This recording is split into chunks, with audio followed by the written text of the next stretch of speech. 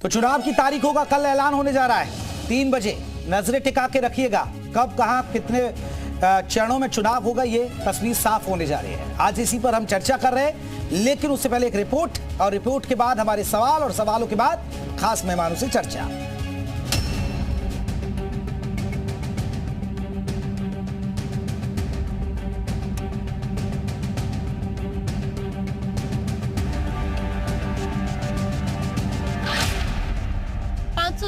सीटें, हजारों योद्धा, सबसे बड़ा दंगल होने वाला है शुरू। जिस लड़ाई में जीत को लेकर हर राजनीतिक दल दावा कर रहा है, उसका ऐलान कुछ घंटों में होने वाला है। किसकी कितनी तैयारी है, ये तो नतीजे बताएंगे, लेकिन शनिवार को इस लड़ाई का पूरा टाइम टेबल आ जाएगा। कयास लगाए जा रहे हैं कि 2024 के लोकसभा चुनाव 7 या 8 फेज में हो सकते हैं। इसके साथ ही ओडिशा, सिक्किम, अरुणाचल प्रदेश और आंध्र प्रदेश में विधानसभा चुनाव की तारीखों का ऐलान भी हो जाएगा। इसके साथ ही पूरे देश में आचार संहिता भी लागू हो जाएगी। नवनियुक्त चुनाव आयुक्त ज्ञानेश कुमार और सुखबीर सिंह संधू के साथ मुख्य चुनाव आयुक्त राजीव कुमार लोकसभा चुनाव की तारीखों का ऐलान करेंगे। चुनाव आयोग के सभी सोशल मीडिया प्लेटफॉर्म पर इसकी लाइव स्ट्रीमिंग की जाएगी।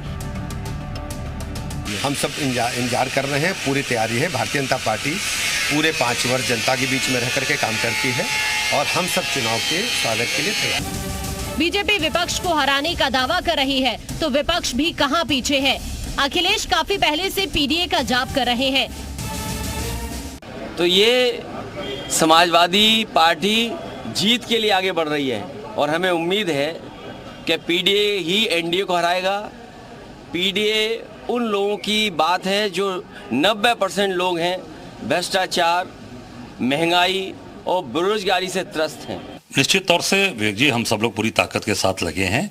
हमारा बीएलओ से लेकर वॉर रूम से लेकर सारी तैयारी चल रही है और अभी आप ट्रेनिंग कैंप्स भी हमारे आयोजित हो रहे हैं और हम हर जगह अपने कोऑर्डिनेटर्स हमने नियुक्त कर दिया है 80 सीट पर और जबरदस्त तरीके से इस बार हम बूथ लेवल पर अपनी लड़ाई लड़ने की तैयारी कर चुके हैं।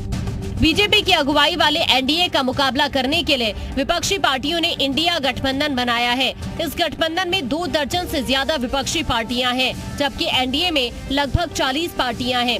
एनडीए के पास इस समय 350 से ज्यादा सांसद हैं, जबकि इंडिया ब्लॉक के पास लगभग 150 सांसद हैं। हालांकि कई राज्यों में इंडिया ब्लॉक को झटका भी लगा है, क्योंकि वहाँ की पार्टियों ने अकेले ही लड़ने का फैसला लिया है। ब्यूरो रिपोर्ट, जी मीडिया।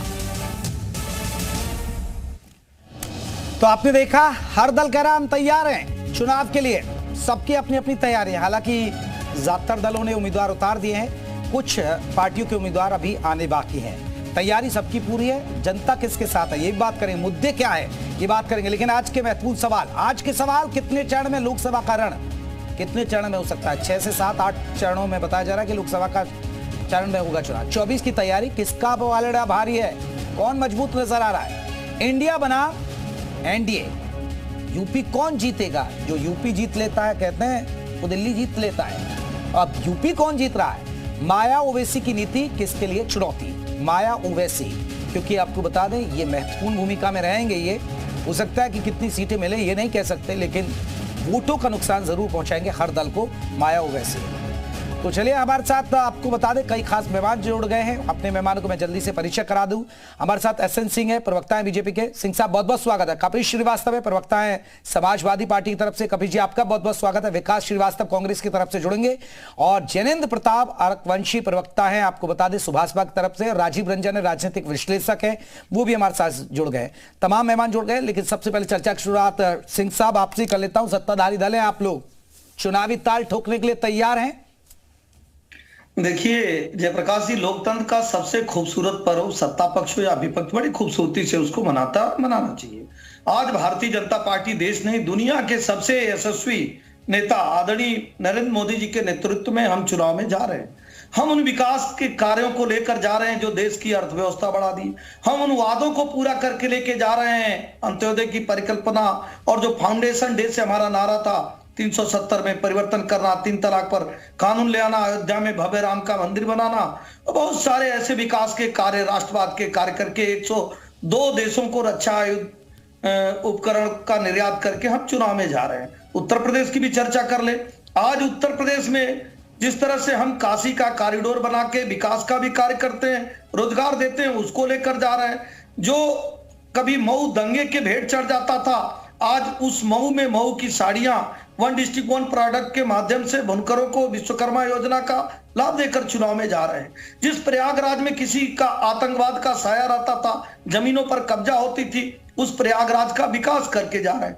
जिस गोरखपुर को मच्छर और माफियाओं का जिला कहा जाता था, वहां हम खाद के कारखाना और वहां पे एम्स खोल कर जा रहे हैं। जिस अयोध्या को लोग कहते थे कि वहां परिंदे पर नहीं मार सकते हैं, वहां भव्य राम का मंदिर बनाकर वहां करोड़ों लोगों के आस्थाओं को विकास करके और वहां पे बहुत सारा ऐसा डेवलपमेंट करके, रोजगार का डेवलपमेंट करके हम चुनाव में जा रहे हैं।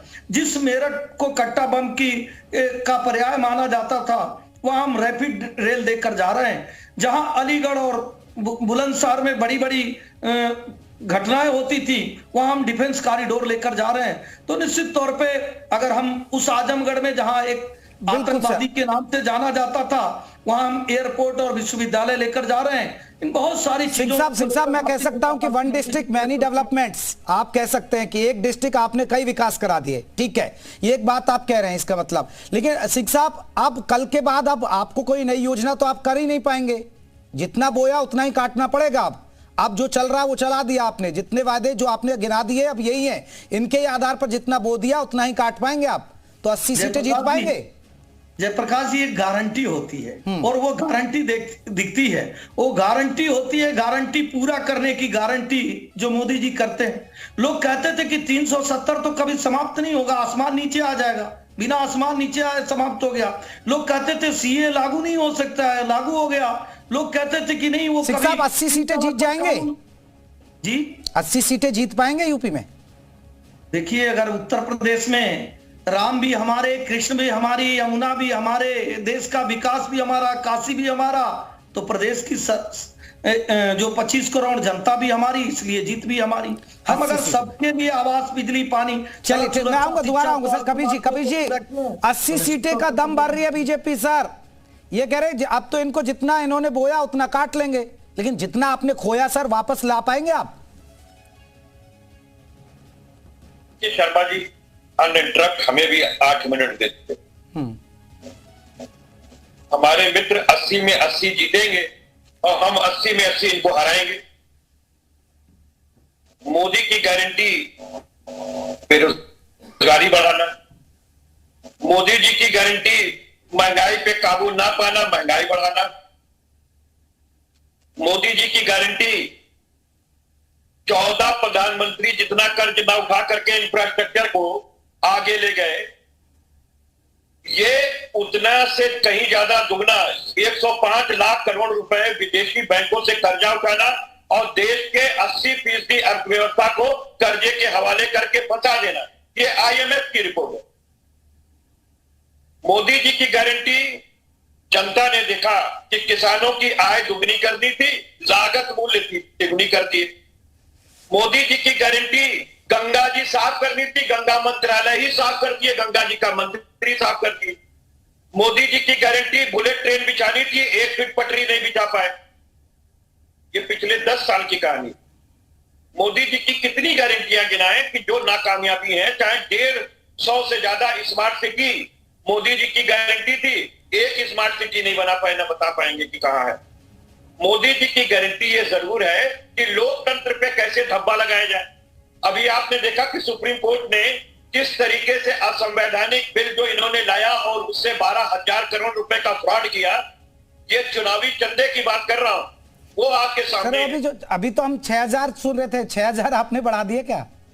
नहीं, हमने नहीं बढ़ा दिए। आपको मैं क्यों कह रहा हूं? हर जगह नहीं, आप गलत पढ़ रहे हैं। मैं आपको क्यों कह रहा हूं, जब 18 तारीख को ये स्टेट बैंक ऑफ इंडिया लोगों की लिस्ट प्रस्तुत करेगा कि किसने किसको दिया, तो उसमें आपको यही दिखाई देगा जो हम कह रहे हैं वही सही है। इन्होंने तो 500 करोड़ रुपए जो कोवैक्सीन बनाने वाली कंपनी थी उससे चंदा लिया होगा। वो आपके सामने है कि किस तरीके का भ्रष्टाचार इन्होंने किया है।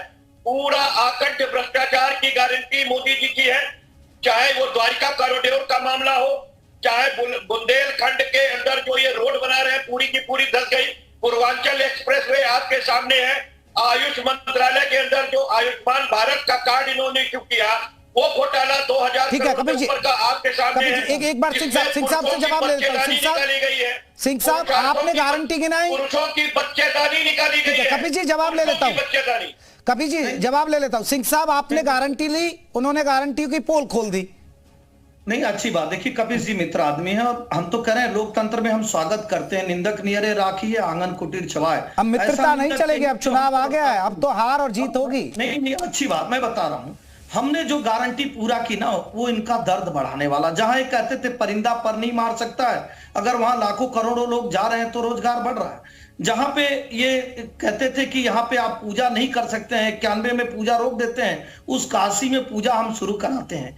जहां उत्तर प्रदेश में 700 दंगे कराते हैं, हम वादा करके आते हैं कि हम जीरो टॉलरेंस की नीति पे कार्य करेंगे और उत्तर प्रदेश में कानून व्यवस्था अच्छा करेंगे। वहां कानून व्यवस्था अच्छा हो जाता है, जो इनको बेरोजगारी लगता है। मैं तो दुनिया के सभी धर्मों का सम्मान करता हूं। मैं कहता हूं मक्का और यरूशलेम जहां की अर्थव्यवस्था ही मित्र इधर उधर की बात न करके बताइए ये काफिला कैसे लुटा। आप देखिए, अगर अयोध्या के नाते रोजगार बढ़ रहा है। मित्र सिर्फ मुझे ये बताइए कि अयोध्या का राम मंदिर तो सुप्रीम कोर्ट की देने उसे आप अपना कैसे कह सकते हैं? समाजवादी पार्टी को दिक्कत हो रही है। 370 हटाया नहीं आपने, 370 3 और 35 ए हटाया है। अरे भैया, देश में भ्रष्ट काशी है, उत्तर प्रदेश में अयोध्या है। इधर उधर की बात न करके बता कि काफिला कैसे लुटा और किसने लुटाया। अगर हम एयरपोर्ट बना शर्मा जी देखिए, हमारे मित्र हमारे किसी भी प्रश्न का जवाब नहीं दे रहे। विपक्ष के प्रश्नों से भारतीय जनता पार्टी भाग रही है। क्या थी इनका जो रोजगार था? हम अपने ठीक है, सिंह साहब की बात पर कपिल जी और भी मेहमानों को चर्चा में जोड़ लेता हूं, फिर आऊंगा। जयनंद प्रताप है सुभाषपा से। जयनंद जी, आपने सुना बीजेपी अपनी उपलब्धियां गिना रही है और कपिल जी ने उन्होंने बता दे कि आपकी क्या खामियां रही, लेकिन आप तो अब देखिए इनके भी दोस्त रहे, इनके भी दोस्त बन गए। अब क्या आप इनकी उपलब्धियां बता पाएंगे फिर? देखिए, समाज हम अगर किसी के साथ रहे तो इसका मतलब ये नहीं है कि हमने अपनी विचारधारा के साथ समझौता किया। विचारधारा हमारी अब भी वही है। हम कॉमन मिनिमम प्रोग्राम के तहत सपा के साथ गए थे और भाजपा हमारी एक नैसर्गिक सहयोगी है, तो हम भाजपा के साथ दोबारा से वापस आ गए हैं। आपको यही सवाल समाजवादी पार्टी से पूछना चाहिए कि उत्तर प्रदेश के अंदर उसने 8-8, 9-9 दलों के साथ गठबंधन तोड़े, बनाए, फिर तोड़े, फिर बनाए, वो ऐसा क्यों करते थे? जहां तक रही बात चुनावों के अंदर जाने की, तो हमारा जो गठबंधन है, एनडीए गठबंधन, वो धरातल पे ही रहता है 24/7। चुनाव की तारीख चाहे आज डिक्लेयर हो जाए, चाहे कल डिक्लेयर हो जाए, हम जनता के बीच में जाके जो माननीय मोदी जी की, माननीय योगी जी की योजनाएं हैं, उनका कार्य विस्तार करके बताएंगे जनता को। और जनता उनको देख रही है पिछले 7 साल से प्रदेश के अंदर और पिछले 10 साल से देश के अंदर। आप चाहे उसमें किसानों की बात कर लीजिए, युवाओं की बात कर लीजिए, महिलाओं की बात कर लीजिए, पिछड़ों की बात कर लीजिए, दलितों की बात कर लीजिए, चाहे किसी भी समुदाय की, किसी भी वर्ग विशेष की बात कर लीजिए। ये तो पीडीए फॉर्मूला लेकर आ रहे हैं ना, ये तो कह रहे पिछड़ा, दलित और अल्पसंख्यक या आप अगड़ा जाति सब जो मिला के कह लीजिए इनका ये फॉर्मूला, लेकिन ये कह रहे पिछड़ा दलित की आवाज उठाएंगे हम, और ये फॉर्मूला पास करेगा। बस मुझे 10 सेकंड दे दीजिए, मैं आपको समझा देता हूं। जो आपने कपिल सिब्बल जी का नाम सुना होगा, जब पिछड़ों को शिक्षा में आरक्षण, उच्च शिक्षा में आरक्षण दिया गया था, तो उन्होंने बिल फाड़ दिया था। उनको इन्होंने राज्यसभा में भेजा। पिछड़ों का जब नौकरी देने की बारी आती थी, तो पिछड़ों का, अन्य पिछड़ों का अधिकार लूट के केवल एक ही जाति से भरा जाता था। दलितों का जो प्रमोशन में आरक्षण का प्रमोशन में आरक्षण था, उसको इन्होंने रिवर्ट बैक किया। 2 लाख कर्मियों को रिवर्ट बैक किया गया उस समय। तो ये हो गया। अल्पसंख्यकों की बात जहां तक आई, आजम खान जी के ऊपर जो मुकदमे हैं 89, उसमें से आधे से ज्यादा मुकदमे अल्पसंख्यकों की जमीन लूटने के ही हैं, उसमें किसी और के नहीं है। अल्पसंख्यकों की भैंसें जल्दी से देखिए, आपने पोल खोल दिया कपिल जी, आपके दोस्त रहे पुराने, पोल खोल दिया है कि आपने क्या क्या गुल खिलाया अपने राज्य में। दोस्त नहीं थे, ये जिस थाली में खाते हैं उस थाली में छेदने का पुराना अनुभव था भारतीय जनता पार्टी से छोड़ करके हमारे ये तो समाजवादी पार्टी का पुराना अनुभव है। वो आपके साथ कैसे आपने धक्के देके बाहर निकाला, पूरी दुनिया ने देखा। कैसे चाचा जी ने महेश छीना अखिलेश जी के हाथ से पूरी दुनिया ने देखा। जो अपने पिताजी को सम्मान नहीं दे पाए वो दूसरों को क्या सम्मान देंगे? आज मुझे बताइए, स्पष्ट कीजिए। नेताजी ने खुद कहा था कि जो अपने पिता को सम्मान नहीं दे पाएगा वो खुद बाकी जनता को क्या सम्मान देगा? आप मुझे बताइए, स्पष्ट कीजिए जनता के सामने। मंत्री बनाया और उसके बाद आपने स्पष्ट कीजिए, किसान के अलावा आपने क्या किया उत्तर प्रदेश के अंदर? डेली दंगे होते थे, डकैती होती थी, महिलाओं की इज्जत की जाती थी। माननीय अजीत सिंह ने खुद कहा था कि जिस गाड़ी में लगाओ लाल झंडा उसके अंदर बैठा है कोई गुंडा। तो आप उस मुख्यमंत्री के पास कि आपने क्या काम किया? सवाल पूछिए, जनता को बताइए। शर्म नहीं आती है? जो गोमती रिवर फ्रंट घोटाला है उसके अंदर नाम है अखिलेश जी का, शिवपाल जी का।